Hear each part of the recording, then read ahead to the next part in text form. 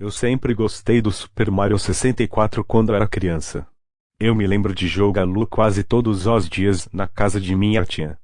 Num certo dia, um pop-up apareceu do nada enquanto eu assistia a um vídeo de gameplay desse mesmo jogo no YouTube. Fiquei um pouco assustado, e estava prestes a fechar a janela, quando eu notei que era de um website mostrando uma cópia do Super Mario 64 à venda. Tinha fotos e tudo mais. Normalmente, eu não confio nessas coisas, mas o sentimento de nostalgia me dominou, e eu quis comprá-lo imediatamente. A coisa toda era peculiar, vendo como o dono do jogo queria que o comprador enviasse um envelope contendo R$ 10 ao endereço do site, ao invés de usar algo parecido ao PayPal, ou algo parecido. O que tornou as coisas ainda mais estranhas foi que quando eu tentei acessar o site, eu tinha escrito o URL depois de encontrar problemas com o jogo, a página não pode mais ser encontrada. Poucos dias após os $10 foram enviados, eu recebi um pacote contendo uma nova cópia do jogo. A primeira coisa que notei quando abri a pequena caixa era que a vinheta oficial do jogo, aquela com o Mario alvando no ar com o chapéu, aparentemente foi arrancada ou algo assim. Em seu lugar havia um pedaço de fita adesiva com Mario, grosseiramente escrito com marcador permanente. Eu me senti um pouco enganado, mas contanto que o jogo funcionasse, eu não me importaria. Tirei o meu Nintendo 64 da caixa e coloquei o cartucho. A tela apareceu, com o rosto do Mario de sempre, que você podia puxar e esticar o quanto quisesse. Eu me lembro de rir muito, com todos os resultados que você podia obter com isso, e decidi zoar um pouco, só pelos velhos tempos. Movi o cursor para a orelha do Mario e puxei em grandes proporções. Eu ia até fazer o mesmo com a outra orelha, quando de repente a TV fez um barulho de estática muito alto. A cabeça do Mario começou a se deformar de um jeito que eu nem sabia que era possível para aquele modelo. Sons aleatórios do jogo começaram a tocar junto com o barulho de estática. Enquanto tudo isso estava acontecendo, eu pude ouvir uma voz fraca sussurrando em japonês. A voz era fraca e estava choramingando. Imediatamente eu desliguei o jogo e tentei novamente. Eu nem liguei para a cabeça do Mario dessa vez. Somente selecionei um novo file e comecei a jogar. Quando eu selecionei o arquivo, o jogo pulou toda aquela introdução monóloga da princesa Peach e a fase do jardim. Mario fora transportado diretamente para dentro do castelo. Ainda mais assustador foi que o Bowser não disse nada antes. Tentando ignorar isso, eu continuei jogando assim mesmo. Porém, eu também notei que não havia música. Somente um silêncio profundo. Não havia nem todos por aí para conversarem. A única porta que eu podia entrar era na do Bob-omb Battlefield, primeira fase do jogo. As outras portas nem respondiam aos meus comandos. O retrato para o Bob-omb Battlefield não era o retrato de sempre.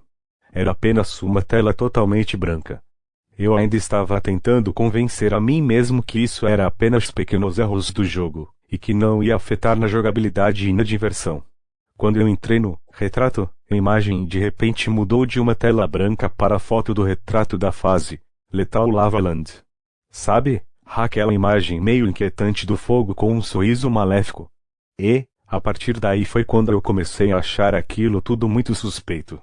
Um menu de seleção das missões apareceu, e um outro detalhe esquisito estava presente. Ao invés da missão Big Bob-omb Summit, e a missão se chamava Turn BZK, volte. Eu não fazia ideia o que me levou a apertar A, mas eu apertei. Ele não estava neste jogo antes. Seu modelo nem era uma troca de cores do modelo do Mario, ele tinha um modelo completamente original. Ele só ficou ali parado, até que eu tentei me aproximar um pouco mais. Então ele começou a correr em velocidades inesperadas. Eu segui ao seu ritmo e corri pela fase. Enquanto eu o perseguia, coisas muito estranhas estavam acontecendo. Cada vez que eu pegava uma moeda, os inimigos e a música ficavam mais lentos, e o cenário ficava cada vez mais escuro e mórbido. Isso foi ficando cada vez pior, até que eu peguei a quinta moeda, então, e a música simplesmente parou. Os inimigos ficaram caídos no chão, como se estivessem mortos. Eu estava muito assustado, Mas, mesmo assim eu continuei perseguindo o Luigi. Eu subi toda a colina. Não tinham bolas de canhão rolando em direção a mim, tentando me derrubar. Eu sinceramente não estava mais surpreso nesse ponto. Luigi estava sempre fora do meu alcance de visão enquanto eu corria. Quando eu cheguei no topo da montanha, vi um outro objeto que estava fora de lugar. Uma pequena cabana era tudo que eu podia ver lá em cima. Não consegui achar o Luigi em nenhum lugar. A cabana certamente era muito esquisita para estar em um jogo do Mario. Era velha, simples e muito quebrada. Independente dos meus medos naquele momento, eu entrei na cabana. Logo depois que a porta se fechou, uma imagem muito perturbadora e assustadora do Luigi enforcado e pendurado apareceu, junto com uma música muito aterrorizante. Parecia uma puxada forte de uma corda de violino acompanhada com uma batida forte de um piano. Mario se ajoelhou e começou a chorar e soluçar por uns 5 minutos. Então a tela diminuiu até sumir. Então eu fui mandado de volta para o castelo. Mario simplesmente foi jogado para fora do retrato. A imagem mudou do retrato da fase Lethal Lava Land para a imagem do Luigi enforcado. A sala era diferente dessa vez. Agora era um pequeno corredor. Todos com expressões vazias e roupas brancas se alinharam dos lados. Porém, tinha um outro retrato do outro lado do corredor que me assustou totalmente. Era uma foto da minha família, não era nem da época em que o jogo foi lançado. Era uma foto muito recente. Eu me lembro de ter tirado ela na semana passada. Eu coloquei o dedo no botão on-off do N64. Não havia como eu continuar jogando depois disso. Porém, quando eu apertei o botão, o jogo ainda estava ligado. Eu fiquei ligando e desligando, mas sem sorte. Tentei desconectar o videogame inteiro, mas a tela continuava ali. Eu até conseguia controlar o Mario.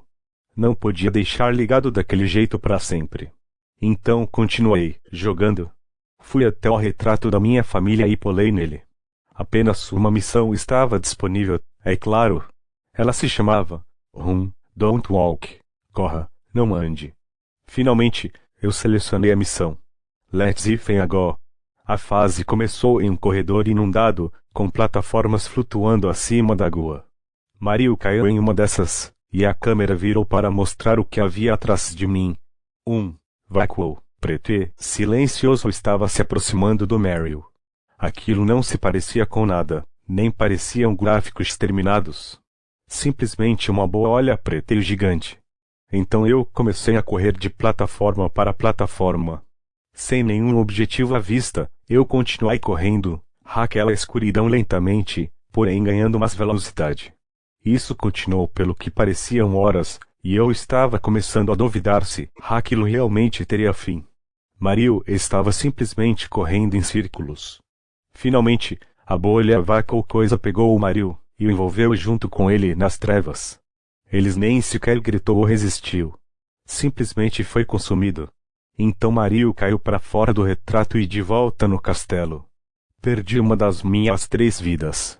A sala estava diferente agora. Alguns todos tinham sumido, e o retrato de minha família estava um pouco diferente.